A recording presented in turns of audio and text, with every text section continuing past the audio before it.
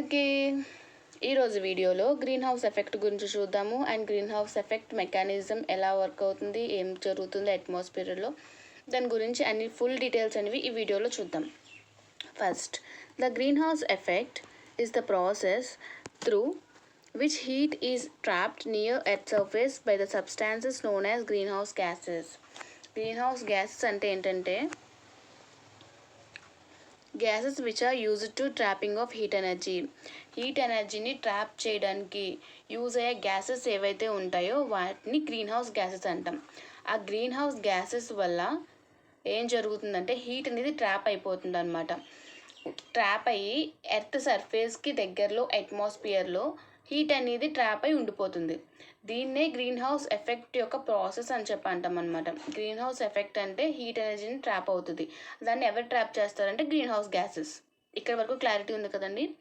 And next, greenhouse gases ఏవేవి అంటే ఎటువంటి వాటిని గ్రీన్ హౌస్ గ్యాసెస్ అంటామంటే carbon dioxide, methane and nitrous oxide, hydrofluorocarbons, perfluorocarbons, sulphur hexafluoride and nitrogen trifluoride. వీటిని greenhouse gases అని చెప్పి అంటాము. ఇవి అట్మాస్ఫియర్లో ఉండడం వల్ల హీట్ని ఇవి ట్రాప్ చేస్తాయి అనమాట, అబ్జార్బ్ చేసుకోగలవు ఈ గ్యాసెస్ అనేవి. అందుకే వీటిని గ్రీన్ హౌస్ గ్యాసెస్ అని చెప్పి అంటాం. ఈ అన్ని గ్యాసెస్ హీట్ని ట్రాప్ చేసి హోల్డ్ చేసి అట్మాస్ఫియర్లో ఉంచగలం. అందుకే వీటిని గ్రీన్ హౌస్ గ్యాసెస్ అని చెప్పి అంటాం అనమాట. నెక్స్ట్, దీని మెకానిజం ఎలా జరుగుతుందని చూద్దాం. ఫస్ట్, సన్ నుంచి మనకి ఇన్ఫ్రారెడ్ రేడియేషన్స్ అనేవి వస్తాయన్నమాట. ఇన్ఫ్రారెడ్ రేడియేషన్ అంటే హై క్వాంటిటీతో ఉన్న హీట్ అనేది జనరేట్ అవుతుందన్నమాట. ఎందుకంటే సన్ నుంచి మనకి సమ్మర్ సీజన్లో చూసుకుంటే చాలా హెవీ ఎండలు ఎక్కువైపోయాయి. సో ఆ ఎండలు అనేవి డైరెక్ట్ వచ్చి ఎర్త్ మీద పడతాయి. ఇన్ఫ్రారెడ్ రేడియేషన్ అనేది వచ్చాక ఎర్త్ సమ్ ఎనర్జీ అనేది అబ్జార్బ్ చేసుకుంటుంది. ఓషియన్స్ ఉంటాయి, ఎర్త్ ఉంటుంది, ల్యాండ్ ఉంటుంది. ఇది కొంచెం అబ్జార్బ్ చేసుకుంటుంది. చేసాక అది రిఫ్లెక్ట్ అవుతుంది అనమాట. రిఫ్లెక్టెడ్ రేడియేషన్ అనేది అట్మాస్ఫియర్లోకి వెళ్తుంది. వెళ్ళి అట్మాస్ఫియర్లోకి మొత్తం కంప్లీట్గా వెళ్ళిపోయి ఆ ఎనర్జీ అనేది తక్కువ అయ్యే ముందు ఇక్కడ గ్రీన్ హౌస్ గ్యాసెస్ అనేవి ఉంటాయన్నమాట. ఆ గ్రీన్ హౌస్ గ్యాసెస్ అనేవి ఈ రిఫ్లెక్టెడ్ రేడియేషన్ని ట్రాప్ చేస్తాయి.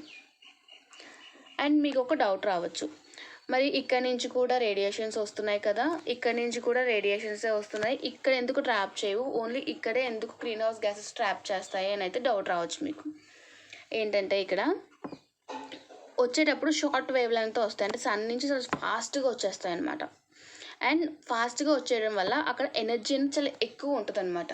ఈ గ్యాసెస్, గ్రీన్ హౌస్ గ్యాసెస్ ఏవైతే ఉన్నాయో అవి అక్కడ అబ్జర్వ్ చేయలేవు. ఎందుకంటే ఎనర్జీ అనేది చాలా ఎక్కువ ఉంటుంది. అంత ఎనర్జీని ఈ గ్యాసెస్ తట్టుకోలేవు అనమాట. ఎప్పుడైతే ఇక్కడ సమ్ ఎనర్జీ అనేది అబ్జర్వ్ చేసుకుంటుందో ఓషియన్స్ అండ్ ల్యాండ్ అనేవి, అక్కడ ఎనర్జీ అనేది తగ్గిపోతుంది. అండ్ నెక్స్ట్ ఏంటంటే రిఫ్లెక్టెడ్ రేస్ అనేవి లాంగ్ వేవ్ లెంత్ ఉంటాయి అనమాట. కొంచెం స్లోగా ట్రావెల్ చేస్తాయి. సన్ నుంచి వచ్చేంత ఫాస్ట్గా అయితే వేవ్ లెంత్ ఉండదు. సో సన్ నుంచి ఎర్త్కి వచ్చేది షార్ట్ వేవ్ లెంత్, ఎర్త్ నుంచి గ్రీన్ హౌస్ గ్యాసెస్కి వెళ్ళేది లాంగ్ వేవ్ లెంత్. ఇక్కడ మోర్ ఎనర్జీ అనేది ఉంటుంది, ఇక్కడ లెస్ ఎనర్జీ అనేది ఉంటుంది. అందుకని చెప్పని green house gases will able to trap the reflected radiation and reflected radiation absorb చేసుకుంటుంది. ఏంటి? Infrared radiations. ఇన్ఫ్రారెడ్ రేడియేషన్స్ అనేది చాలా హీట్గా ఉంటాయి. హీట్గా ఉండడం వల్ల అక్కడ ట్రాప్ అయిపోయి హీట్ అనేది ఎక్కువైపోతుంది అనమాట. ఇప్పుడు గ్రీన్ హౌస్ గ్యాసెస్ అనేవి ఎక్కువ అయ్యాయనుకో, ఎక్కువ హీట్ ఎనర్జీని ఇవి ట్రాప్ చేసి పెట్టుంటాయి అనమాట. ఆ పెట్టుకోవడం వల్ల గ్రీన్ హౌస్ ఎఫెక్ట్ అనేది జరుగుద్ది. గ్రీన్ హౌస్ ఎఫెక్ట్ జరగడం వల్ల ఏంటి, ఇక్కడ టెంపరేచర్ అనేది స్లోగా పెరిగిపోతుంది అనమాట. దాన్నే మనం గ్లోబల్ వార్మింగ్ అంటాం.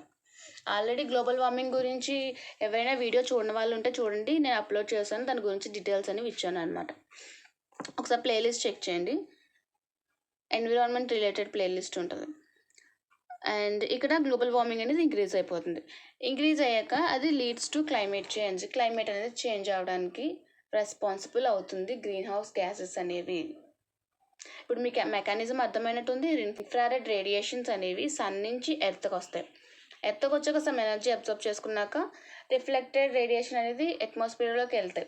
వెళ్ళే ముందే గ్రీన్ హౌస్ గ్యాసెస్ అనేవి ట్రాప్ చేసేస్తాయి. ట్రాప్ చేసి ఆ హీట్ ఎనర్జీని ఎర్త్ సర్ఫేస్ మీద ఉండేలా చేస్తాయి అన్నమాట. నెక్స్ట్ ఇక్కడ చూడండి, natural green house effect and human enhanced green house effect. న్యాచురల్గా ఏం జరుగుతుంది, సోలార్ రేడియేషన్ అనేది వస్తుంది, హీట్ అనేది బయటకు వెళ్తుంది అండ్ సమ్ ఎనర్జీ వస్తుంది. అంటే మోర్ హీట్ అనేది స్పేస్లోకి ఎస్కేప్ అయిపోతుంది అనమాట. లైక్ నార్మల్గా జరిగేది ఈ green house gases, carbon dioxide, HFC అని ఎక్కువ అవ్వకముందు నార్మల్గా ఉన్నప్పుడు, న్యాచురల్గా ఉన్నప్పుడు హీట్ అనేది వస్తుంది, రిఫ్లెక్ట్ అయ్యి వెళ్ళిపోతుంది అనమాట. ఇది న్యాచురల్గా ప్రాసెస్ జరుగుతుంది. అప్పుడు ఎక్కువ హీట్ అనేది స్పేస్లోకి వెళ్ళిపోవడం వల్ల మన ఎర్త్ అనేది అంతగా హీట్ ఎక్కదు, అంతగా గ్లోబల్ వార్మింగ్ అనేది ఉండదు, అంతగా హీట్ ఎనర్జీ అనేది ఇంక్రీజ్ అవ్వదు. కాకపోతే ఇక్కడ human enhanced green house effect ఏంటంటే, మనం కొన్ని చేయడం వల్ల గ్రీన్ హౌస్ గ్యాసెస్ అనేవి ఇంక్రీజ్ అవ్వడం జరిగి అట్మాస్ఫియర్లో అవి ఎక్కువ ఉండడం జరిగిందనమాట. అలా జరగడం వల్ల తక్కువ హీట్ అనేది ఎస్కేప్ అవుతుంది స్పేస్కి. సోలార్ రేడియేషన్ అయితే వస్తుంది, కానీ ఎక్కువ గ్రీన్ హౌస్ గ్యాసెస్ ఉండడం వల్ల వెనక్కి వెళ్ళేది తక్కువ అయిపోతుంది అనమాట. అప్పుడు హీట్ అనేది ఇక్కడే ఉండిపోయి హీట్ ఎనర్జీ ఇంక్రీజ్ అయిపోయి క్లైమేట్ చేంజ్కి రెస్పాన్సిబుల్ అవుతుంది. And next green house effect అనేది అండ్ గ్రీన్ హౌస్ గ్యాస్ యొక్క ఎమిషన్స్ ప్రీ ఇండస్ట్రియల్కి ముందు ఎలా ఉంది, 2024లో ఎలా ఉందని చూద్దాం. ప్రీ ఇండస్ట్రియల్ అంటే ఇండస్ట్రీస్ అవి రాకముందు 1750లో అనమాట. 1750లో 280 ppm. ఇవి ఇంపార్టెంట్ అండి. ఈ యొక్క లిమిట్స్ అండ్ ppm అనేది గ్రీన్ హౌస్ గ్యాస్ ఎమిషన్స్ని ఈ ppmస్లోనే కొలుస్తారు. ppm అంటే పార్ట్స్ పర్ మిలియన్. ప్రీ ఇండస్ట్రియల్లో 280 ppm మాత్రమే ఉంది. 2024 కొసలోకి 421 ppm వచ్చింది. అంటే ఏంటంటే 1 మిలియన్ మాలిక్యూల్స్లో 421 ppm అంటే గ్రీన్ హౌస్ గ్యాసెస్ అనేవి ఉంటున్నాయి అని అర్థం అనమాట. సో నార్మల్గా లిమిట్ ఎంత, 450 ppm. 450 ppm కన్నా ఎక్కువ ఉంటే అది ఎఫోర్డ్ చేసుకోలేదు. కాకపోతే మనం అప్పటికి 421 ppmకి రీచ్ అయిపోయాం. సో మనం డేంజర్లో ఉన్నామని అర్థం. అట్మాస్ఫియర్లో ఇంకా లిమిట్ క్రాస్ చేసి వెళ్ళిపోతే కనుక మనం కంట్రోల్ చేయలేని సిచ్యువేషన్ వచ్చేస్తుంది. సో ఎప్పటి నుంచైనా మెజర్స్ తీసుకుని గ్రీన్ హౌస్ ఎఫెక్ట్ని తగ్గించాలి. నెక్స్ట్ మీకు ఒక డౌట్ రావచ్చు, నైట్రోజన్ అండ్ ఆక్సిజన్ అనేది అట్మాస్ఫియర్లోనే ఉంటుంది, అవి గ్రీన్ హౌస్ గ్యాసెస్ కాదా? ఒకవేళ గ్రీన్ హౌస్ గ్యాసెస్ అయితే ఏమవుతుంది? ఎందుకంటే నైట్రోజన్ అండ్ ఆక్సిజన్ అనేది నియర్లీ 80% ఆఫ్ ద అట్మాస్ఫియర్లో అవే గ్యాసెస్ ఉంటాయి. అవి కనుక గ్రీన్ హౌస్ గ్యాసెస్ అయ్యాయి అంటే imagine once. Nitrogen and oxygen అనేది గ్రీన్ హౌస్ గ్యాసెస్ కాదు. ఎందుకంటే most of the gases in the atmosphere is nitrogen and oxygen which cannot absorb heat and contribute greenhouse effect. ఆ most of the gas అనేది N2O2 అండి. ఎందుకంటే nitrogen oxygen అనేవి unsaturated compounds అనమాట. అందులో triple bonds, double bonds అనేవి ఉంటాయి. So ఆ ట్రిపుల్ బాండ్, డబల్ బాండ్స్ ఉండడం వల్ల అవి హీట్ని అబ్జర్బ్ చేసుకోలేవు. ఇక్కడ బాండ్ చూడండి, ఆక్సిజన్ అనేది ట్రిపుల్ బాండ్స్ కార్బన్ అండ్ నైట్రోజన్తో కలిసి ఫామ్ చేస్తుంది. సో ఆక్సిజన్కి నైట్రోజన్కి ట్రిపుల్ బాండ్స్ ఉండడం వల్ల అవి అన్సాచురేటెడ్ కాంపౌండ్స్ అనమాట. అందువల్ల అవి హీట్ని అబ్జర్వ్ చేసుకోలేవు. అండ్ ఒకసారి గ్రీన్ హౌస్ గ్యాస్ అనేది అట్మాస్ఫియర్లోకి ఎంటర్ అయ్యాక it will stay for 150 years. 150 years వరకు అలానే ఉంటుందంట. సో మనం ఎక్కువ గ్రీన్ హౌస్ గ్యాసెస్ని రానివ్వకుండా మెజర్స్ అనేవి తీసుకోవాలి.